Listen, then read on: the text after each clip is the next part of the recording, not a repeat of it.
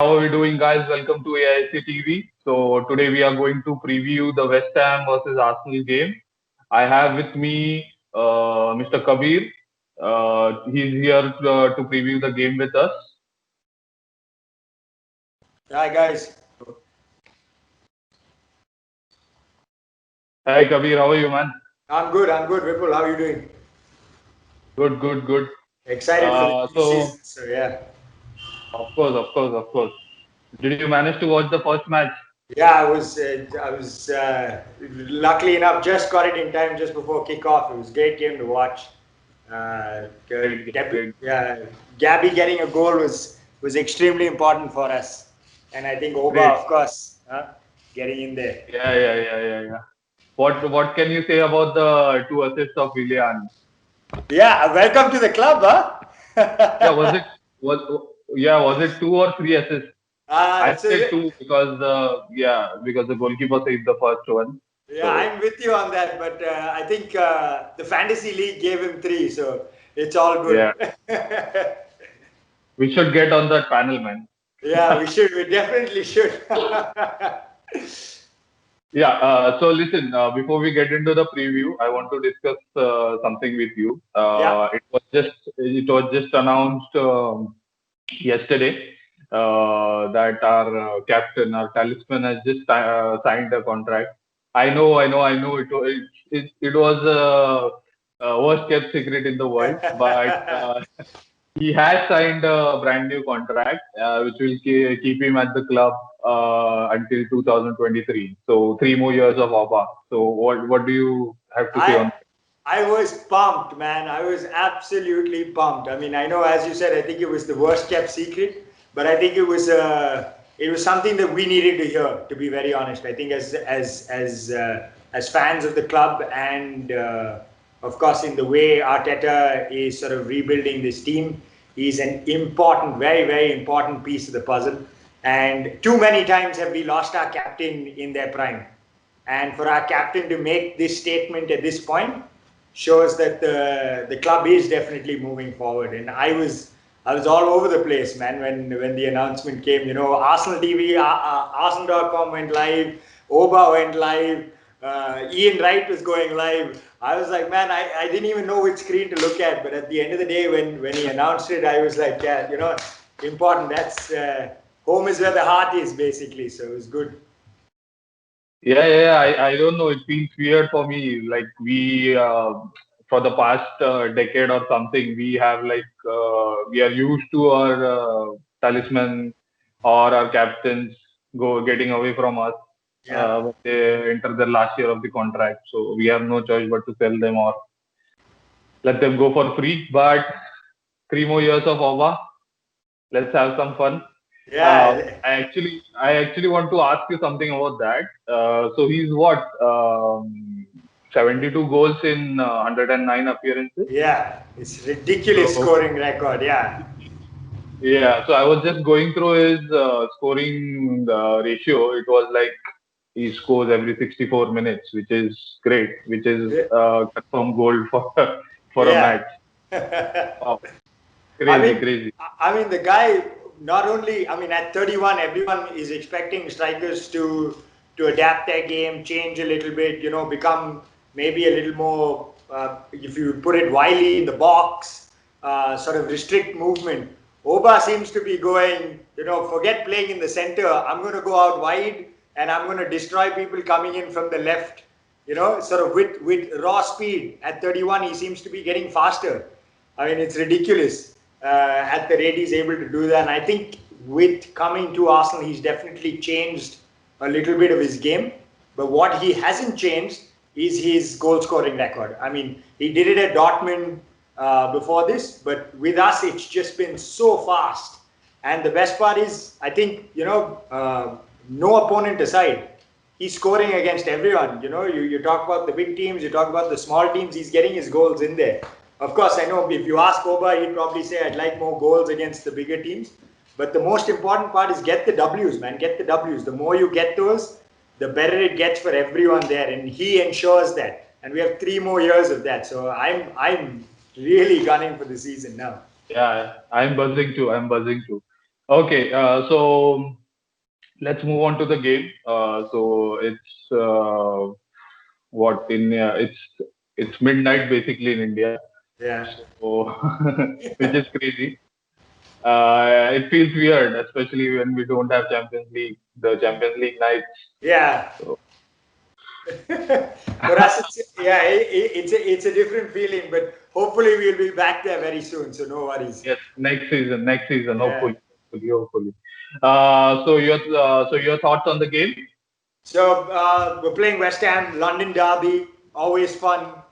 We've got good old Jack also there. Our boy Jack, he's got an uncertain future at West Ham. Actually, Moyes came out with a statement saying that they're not clear whether Jack is going to stay at the club or not. But it's the best and the worst time to play West Ham, to be very honest. Best time because they seem to be in absolute shambles. Their transfer situation is not going great. Mark Noble came out on social media talking about the Diangana transfer to West Brom and saying we've lost one of our best young players, and a lot of West Ham sort of players jumped in on that, and there seemed to be a little bit of turmoil through that. The fan support came out asking for the owners to sell the club, and so that way, in that term, I would say I would think it's the best time to play the team. We've got a W in our first game. Team seems to be looking up. Mikel's got them working. We have a couple of players, obviously, going to be coming back into fitness as well. So it should be good. But I also say, pragmatically, I would also say the worst time to play them, because these are the kind of teams that all they need is a KG 1-0 victory, and it changes. They're the kind of teams that they'll try and suffocate a game.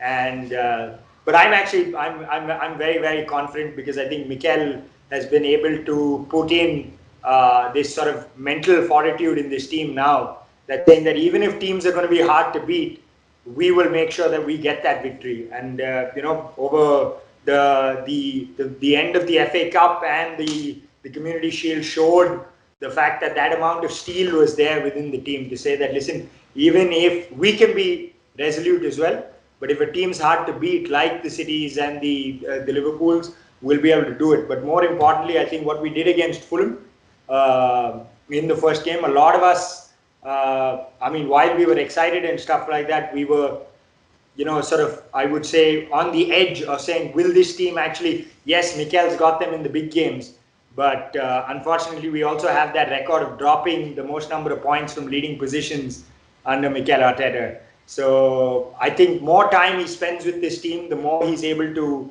sort of get that in. I think the better the results will become. So I'm extremely confident about the game. I think we should do well, but I don't think we should underestimate a team like West Ham. Of course. It's basically the Premier League, so you can't Yeah, understand. I mean every game's a tough game. Yeah. Every game is a tough game.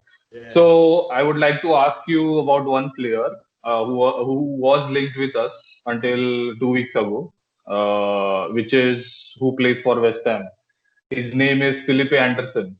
Yeah. So yeah, so we do need a player, creative player, as you mentioned in your comments.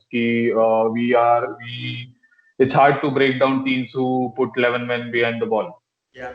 All right, not 11, 10 men. Yeah. So uh, so yeah. So do you think we need a player like that, So or the thing is, Vipul, for yeah, me, Felipe is, he's a good player, no doubt. I mean, obviously Brazilian quality.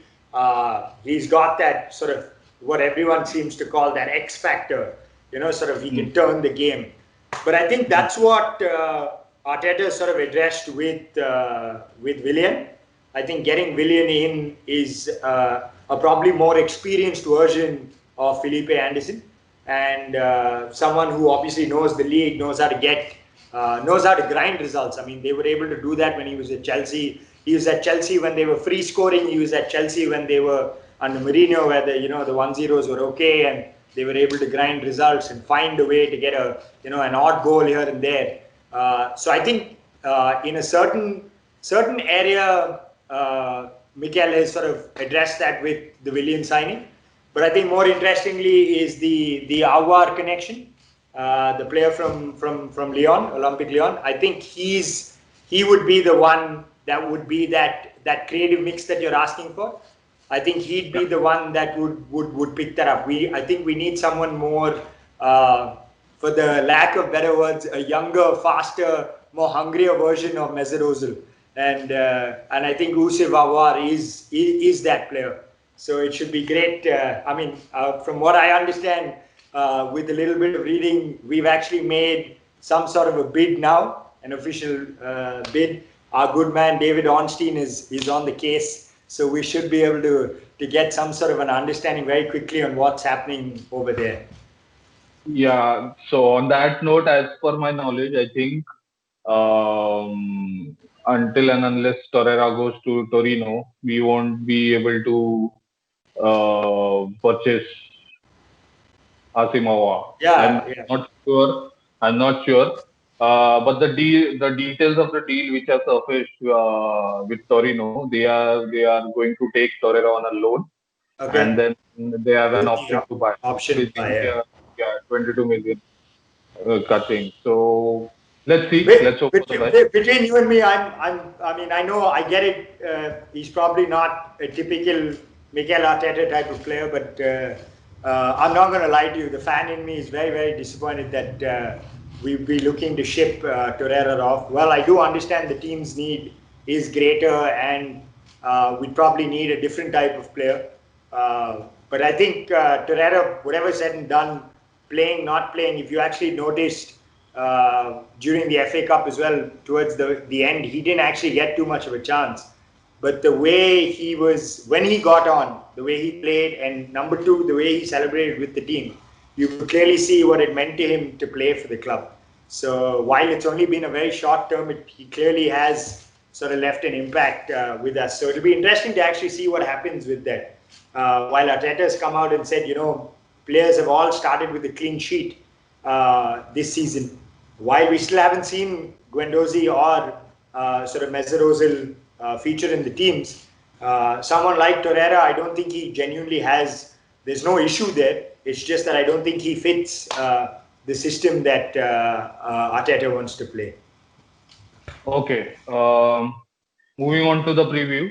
Let me ask you this: if you are the manager of Arsenal Football Club right now, uh, yeah, just give me your formation and your team for the weekend. Yeah, so I would actually stick to the same team that he played against Fulham. I think that would be a great way to go. I think to keep it hungry and eager, I would start with obviously Leno in goal. You'd have Gabriel and Holding, with Turney playing as the third centre back. I think he's also, to be very honest, I think he's trying to flip on the idea of playing four at the back. But I think till we get the defensive cover, I don't think we can do that. So we'll play the three centre backs.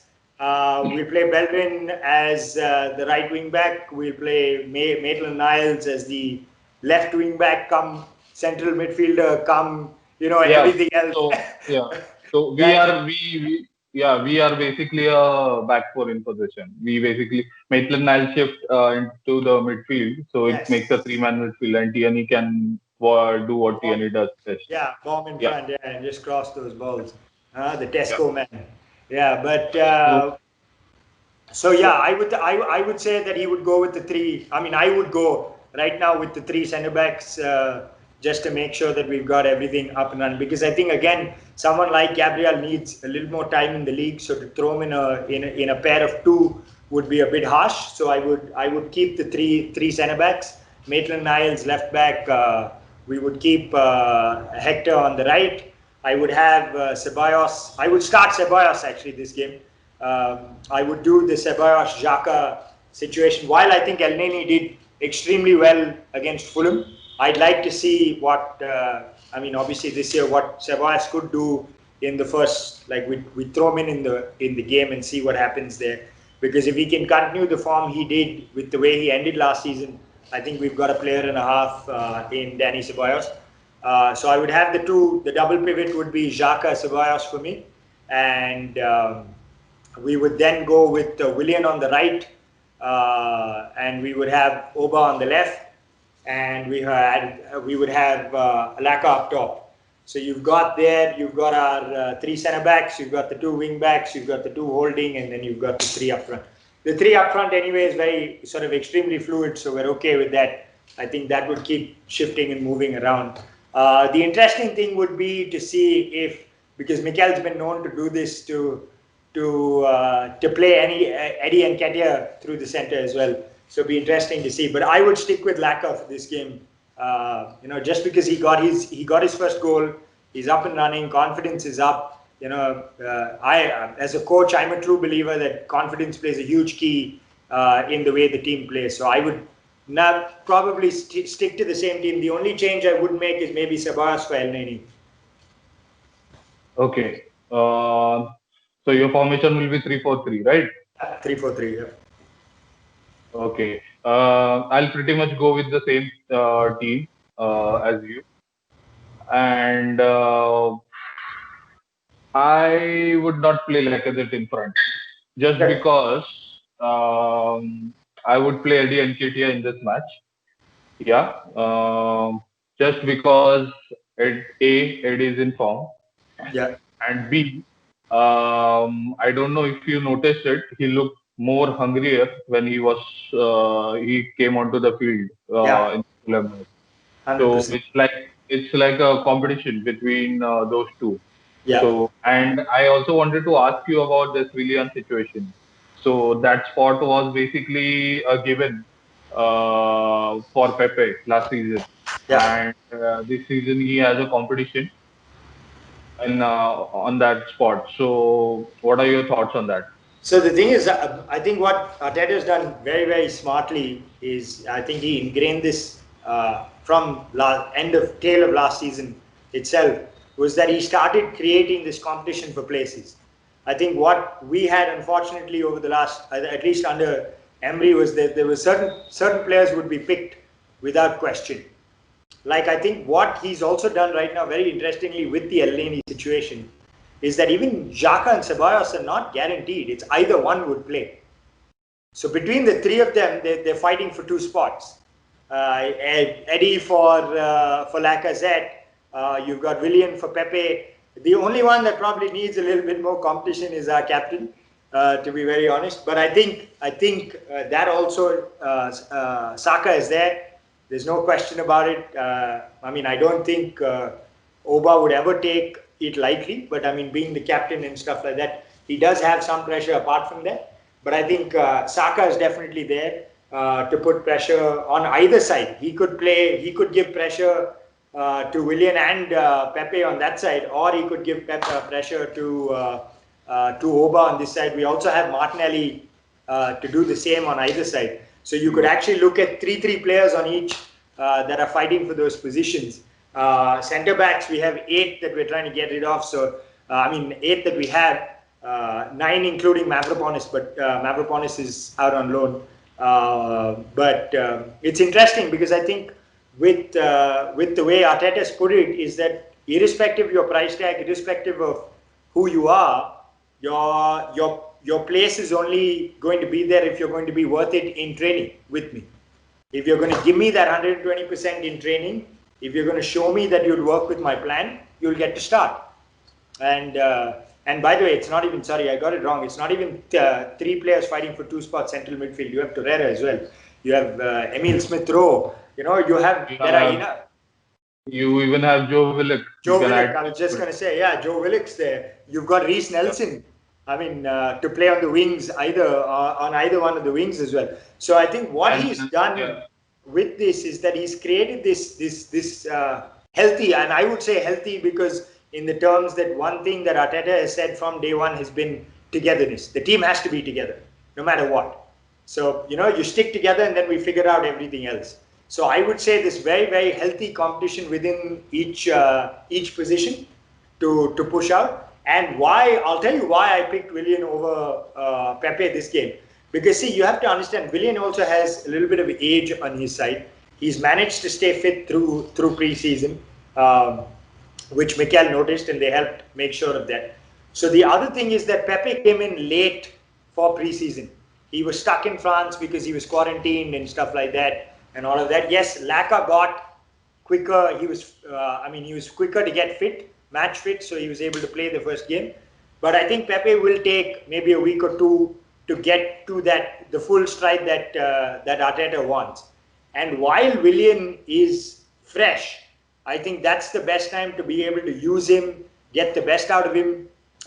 Given the fact that I genuinely think by the second half of the season, Willian will become like a super sub. Like I think Willian would come on and help try and push games, either close games out or create something for us. So I think that would be the situation towards the second half. So I think this is one, telling Pepe, listen, you can't take your spot for granted.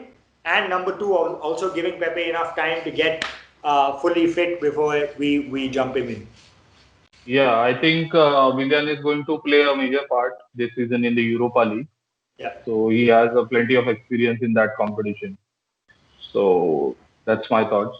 Okay, so finally, we'll actually do a show on that. As you said, we have like 8 to 9 defenders. We basically have 9 defenders. Yeah. And yeah, so we'll do a show in the last week before the transfer window closes. Sure. And yeah, the ins and outs of the teams Fantastic. and Yeah, that would be great. yeah, transfers in general. Let's see. So finally, I would like to know what are your score predictions for the match? Yeah, Or so Vipul, so I mean, this is, you know me, I've never been one to predict Arsenal games and stuff like that. So I'm just going to go with the Arsenal W. That's my prediction at the end of the day. It's going to be definitely an Arsenal W. I'm hoping by a couple of goals, but yeah, I think it should be a good game and definitely an Arsenal victory for sure. Okay, unlike you, I do score predictions, and I do think it will be the same scoreline as the Fulham game. So, which would be great. 2 weeks on the bounce, Yeah. and yeah. So yeah, that's it then. And one more Then, thing. Vipul, why don't we go one step further? Why don't you tell me the goal scorers? Since you're up for the prediction, give us the goal Okay. scorers. We have our captain, our talisman, who scores. Okay. And I have a sneaky feeling that Sabais is going to score. Super. If he starts, of course. Okay. And third one, let's see somebody from the bench. I don't know. Okay. Hopefully. Yeah. So we got scorers. We've got Oba and we've got Ceballos. Huh? Yeah. We'll have plenty. Yeah. Look for them in your fantasy team. Yes. Of course. We'll have plenty of time to analyze the game in our post-match show, which we'll be doing after the match, and of course also the player rating. So make sure you check that out, guys. And yeah, that's it. Thank you, Kabir, for coming onto the show. Anytime. Up the Arsenal. Yeah, up the Arsenal. Let's hope for a W this weekend, and see you after the match. Cheers. Okay. Bye. Thank you.